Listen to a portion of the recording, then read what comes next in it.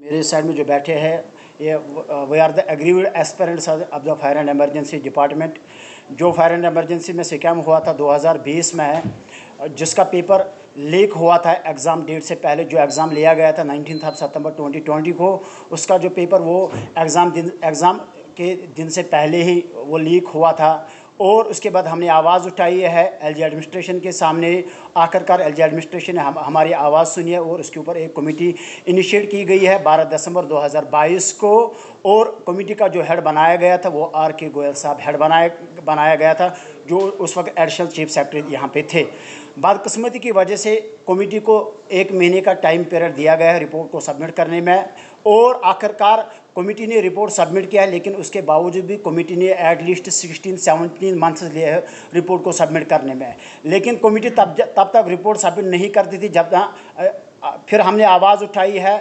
Secretariat के चक्कर हमने खाए हैं, कभी दिल्ली गए, कभी जम्मू गए, कभी श्रीनगर गए, कभी जम्मू के सेक्रेटरीट में गए, कभी श्रीनगर के सेक्रेटरीट में गए, कभी श्रीनगर के प्रेस एनक्लेव में हमने प्रोटेस्ट किया, जम्मू में हमने प्रेस प्रोटेस्ट किया है, महाराजा हरि सिंह पार्क के बाहर हमने प्रोटेस्ट किया है, पुलिस के डंडे हमने खाए हैं। आखिरकार कमेटी ने रिपोर्ट सबमिट किया है। वो रिपोर्ट कब सबमिट किया गया है? आर.के. गोयल साहब जब ट्रांसफ़र हुए थे, ट्रांसफ़र होने से पहले एक दिन आर.के. गोयल साहब से हमारी बात हुई, मेरी बात हुई। बोला कि बेटा मैं तब तक जम्मू कश्मीर को नहीं छोड़ूंगा जब तक आपका रिपोर्ट मैं सबमिट नहीं करूंगा। आखिरकार रिपोर्ट सबमिट किया गया है। फिर रिपोर्ट को हैंडओवर किया गया है जीएडी को। जीएडी का जो कमिश्नर सेक्रेटरी है संजीव वर्मा साहब है, जो एक IAS ऑफिसर है, उनको रिपोर्ट हैंडओवर किया गया है। और फिर इंटरनली एक कमेटी गठन की गई है गवर्नमेंट की तरफ से, और उनको बता दिया गया है कि जो आर.के. गोयल साहब ने रिपोर्ट सबमिट किया है, क्या फाइंडिंग्स वहाँ पे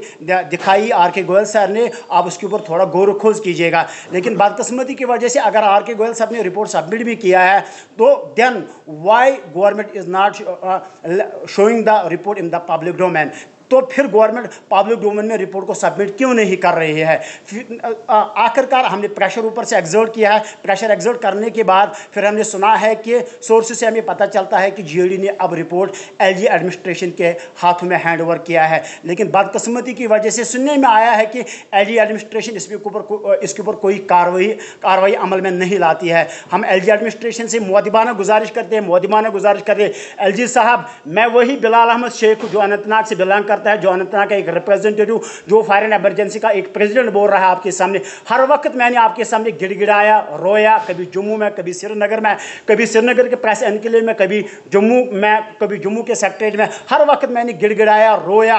हम भी तो इसी धरती के रहने वाले हैं, हम भी तो इसी जम्मू कश्मीर के रहने वाले हैं, हम भी तो इसी पाक सरजमीन हिंदुस्तान के रहने वाले हैं। तो फिर हमारे साथ ये सावतीला माँ का सलूक क्यों किया जाता है?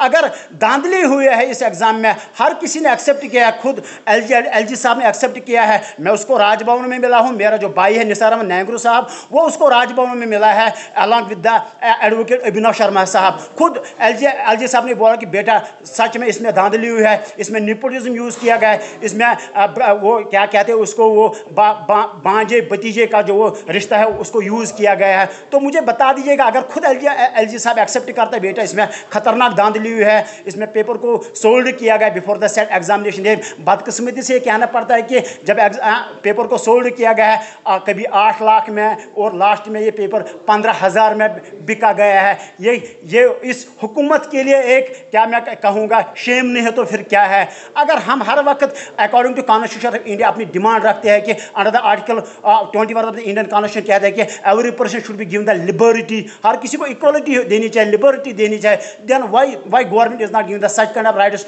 To the deserved candidates? तो गवर्नमेंट क्यों नहीं देती है वो हक हमें? हम एलजी एडमिनिस्ट्रेशन से अभी भी गुजारिश करें, ये मत आप मत सोचिएगा कि हम सोए हैं, हम शेर के बच्चे हैं, हम इस धरती के रहने वाले हैं, हम छुप करके बैठने वाले नहीं हैं। जब तक हम अपना हक नहीं छीन लेंगे उन दलालों से जिन्होंने हमारा हक खाया है, जिन्होंने हमारी रोजी रोटी खाई है, तो मुझे बता दीजिए फिर एग्जाम कंडक्ट करने का मकसद क्या है? पेपर सेट करने का मकसद क्या है? ट्रांसपेरेंसी का क्या मकसद है?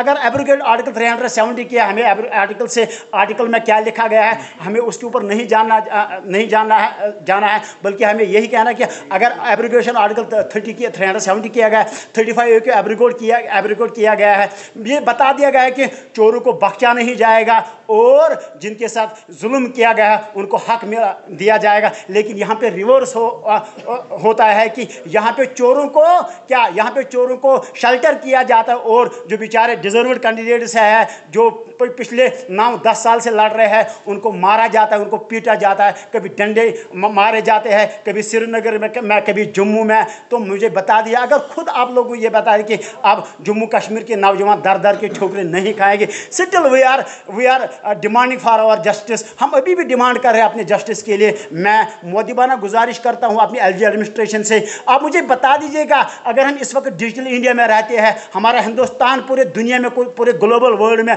जाना जाता है डिजिटल इंडिया के ज़रिए से, तो मुझे बता दीजिए इस कमेटी को क्यों इतना टाइम लगा गया इस रिपोर्ट के ऊपर इंक्वायरी करने का।